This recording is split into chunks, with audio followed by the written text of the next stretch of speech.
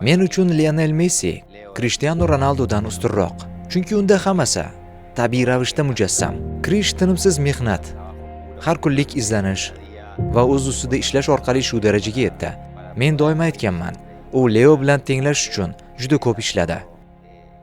Leo esa tabiatan berilgan iste'dodga ega edi, yuqoridan berilgan sehrga.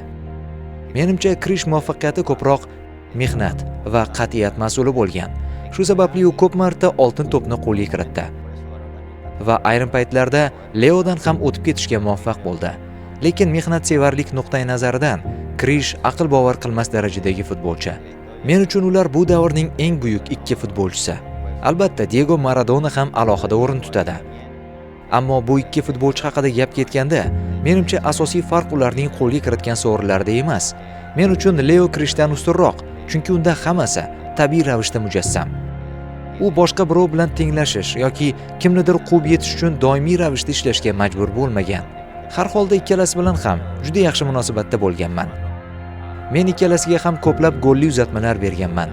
So'nggi 20 yil davomida oltin to'p uchun kurashgan ikki buyuk futbolchi bilan bir jamoada o'ynash imkoniyatiga ega bo'lish men bilan sodir bo'lgan eng yaxshi narsalardan biri bo'lsa kerak.